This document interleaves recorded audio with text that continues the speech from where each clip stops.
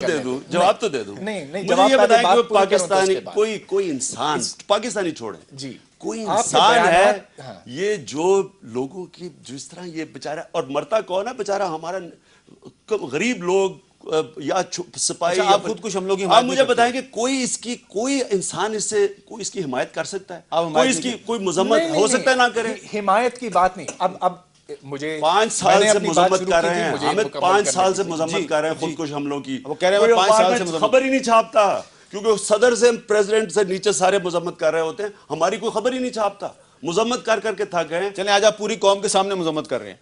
कौन है जो कि खुदकुश हमलों की मजम्मत नहीं करेगा, जिसमें बेकसूर लोग मारे जाते हैं? मुझे समझाएं, कोई इंसान है? जी परवेज, मैं आपके कहीं यहाँ छोड़े अपने, कहीं दुनिया में भी हो, कौन है उसकी मजम्मत नहीं करेगा? जी परवेज साहब, हाँ ऐसे तो होना चाहिए, लेकिन मैंने तो खामोशी ही देखी।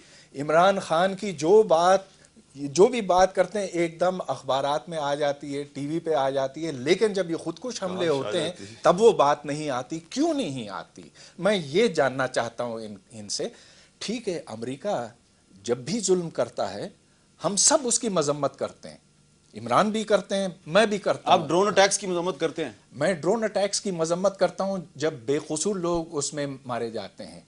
ड्रोन अटैक्स अक्सरियत 700 बेकसूर मारे गए। 97% रिपोर्ट है। सिर्फ 14 मारे गए, अलकायदा 700 बेकसूर लोग मारे गए। ये तो आपका कहना है। ये आज अमेरिका की रिपोर्ट्स हैं, आज खुद अमेरिका ने स्टैटिस्टिक्स रिलीज की है। आपकी खबर है, मेरी खबर आज न्यूज में छपी हुई है, अमेरिका से खबर आई हुई है। आपकी खबर कहां से आती है? ये तो आई हुई है, अमेरिका से आई हुई है। जी, मेरी खबर उन लोगों से आती है जो उस इलाके के हैं और जो तालिबान और फौज के दरमियान पिसे हुए हैं, और वो कहते हैं कि हमारे नज़दीक जिस तरह के दहशतगर्द हैं हम तो कुछ कह नहीं सकते। खबर कहां से आती है, अब ये बहस हो रही है, लेकिन मुझे यहाँ पे एक वक्फा लेना है, वक्फे के बाद दोबारा मिलते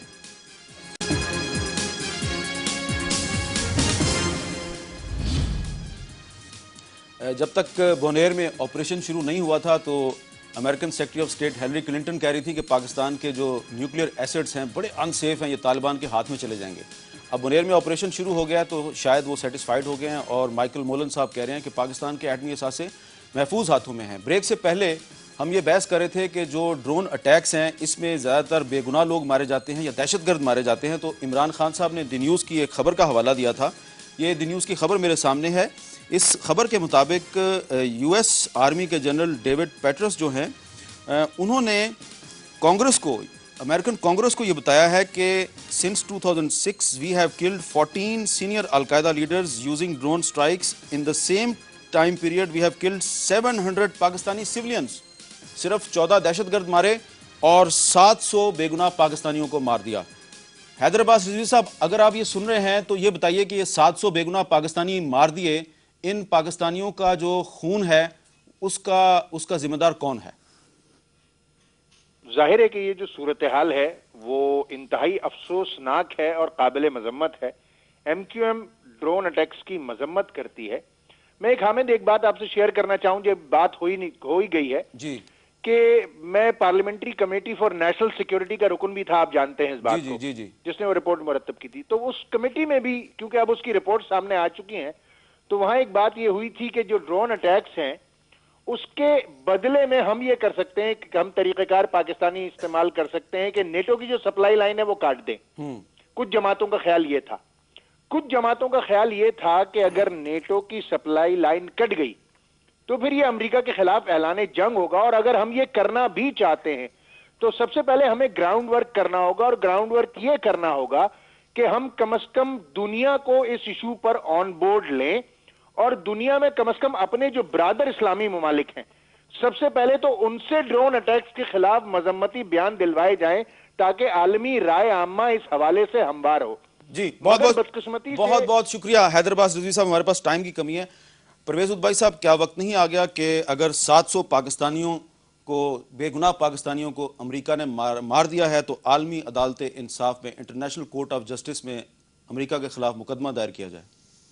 मेरा ख्याल है जहाँ भी बेकसूर लोगों को मारा जाता है वहाँ एक केस बनता है ICG के लिए, लेकिन इस तरह की चीज़ को रोकने के लिए मेरा ख्याल है सबसे पहले हमें پاکستان کے ان علاقوں پر دوبارہ اپنی سورنٹی قائم کرنی ہوگی.